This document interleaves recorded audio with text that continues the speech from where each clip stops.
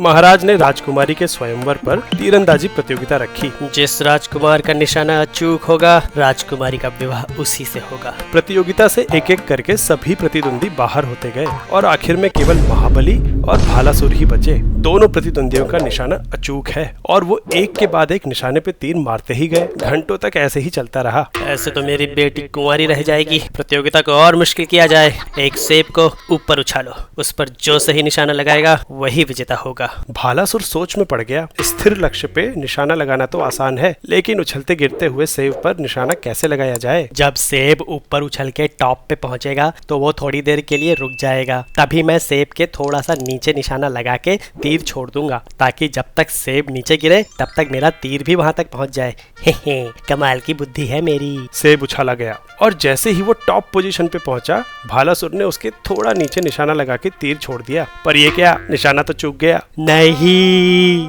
काश अस्त्र शस्त्र के साथ विज्ञान की भी क्लास पे थोड़ा ध्यान दिया होता, जैसे कि महाबली ने दिया। यहाँ केवल एप्पल ही नीचे नहीं गिरेगा, बल्कि धनुष से निकलते ही मेरा तीर भी ग्रेविटी की वजह से नीचे गिरेगा, वो भी प्रोजेक्टाइल मोशन में। जब सेब टॉप पे पहुंचेगा तो एक पल के लिए इसकी वेलोसिटी 0 हो जाएगी। मान लो कि इसी पल धनुर्धर ने सीधा सेब पे निशाना लगा के तीर छोड़ा। अगले ही पल ग्रेविटी की वजह से सेब नीचे गिरना शुरू होगा और तीर भी एक प्रोजेक्टाइल पाथ में आगे जाएगा। जब तक तीर एप्पल की लाइन में आएगा तब तक एप्पल और तीर की हाइट बराबर होगी, मतलब तीर निशाने पे लगेगा। ऐसा कैसे होगा, मेरी समझ में तो नहीं आया। इसको ऐसे समझते हैं, मान लो तुम एक बहुत बड़ी लिफ्ट में हो जो लगातार नीचे गिर रही है और लिफ्ट के अंदर एक सेब भी है जो तुम्हारे साथ गिर रहा है। ये वैसा ही होगा जैसे कि तुम स्पेस में हो, मतलब तुम्हारे लिए अब ग्रेविटी है ही नहीं। ऐसे में अगर इस एप्पल पे तीर मारना है तो निशाना ठीक इसके ऊपर लगाना पड़ेगा। तीर सीधे जाके एप्पल पे ही लगेगा, क्योंकि ग्रेविटी के अभाव में ना एप्पल नीचे गिरेगा ना ही तीर का प्रोजेक्टाइल मोशन होगा। गौर करने वाली बात यह है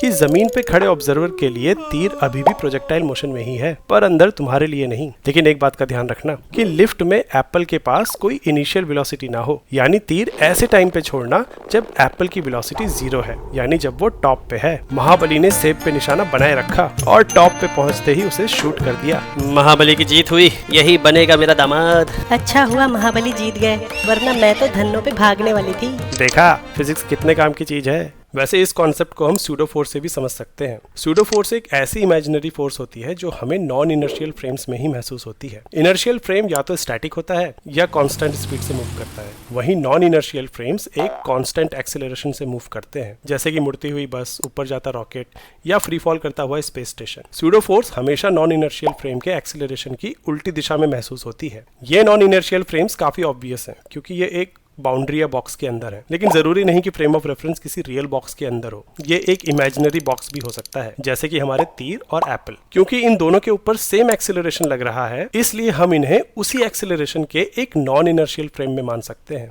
जब तक तीर महाबली के साथ जमीन पे यानी इनर्शियल फ्रेम में था, तब भी हमारे पास एप्पल का नॉन इनर्शियल फ्रेम अवेलेबल था। लेकिन तब तीर और एप्पल का रिलेटिव मोशन निकालने के लिए ये फ्रेम उतना ज्यादा यूजफुल नहीं था। लेकिन जैसे ही महाबली ने तीर छोड़ा, वो भी इस नॉन इनर्शियल फ्रेम में आ गया और अब तीर और एप्पल के रिलेटिव मोशन को स्टडी करने के लिए ये फ्रेम काफी यूजफुल हो गया है। चलो अभी के लिए इस नॉन इनर्शियल फ्रेम का डाउनवर्ड एक्सीलरेशन ए मान लेते हैं। तो सूडो फोर्स की थ्योरी के हिसाब से इस एप्पल और तीर पे ऊपर की डायरेक्शन में इनके मास गुने एक्सीलरेशन ए के बराबर इमेजिनरी फोर्स लगेगी और नीचे की तरफ अभी भी mg फोर्स लगेगी। तो net force mg minus ma होगा। गौर करें तो यहाँ इफेक्टिव एक्सीलरेशन g के बजाय g माइनस a हो गया है। अब ये एक्सीलरेशन की वैल्यू हम न्यूटन की सारी इक्वेशंस में इस्तेमाल कर सकते हैं और नॉन इनर्शियल फ्रेम के लिए कॉम्प्लिकेटेड कैलकुलेशन से बच सकते हैं। हमारे केस में a की वैल्यू g के बराबर है, मतलब इस नॉन इनर्शियल फ्रेम में एप्पल और तीर के ऊपर नेट फोर्स 0 है, इसलिए इन दोनों की इनिशियल स्टेट बदलेगी नहीं। वैसे क्या तुम बता सकते हो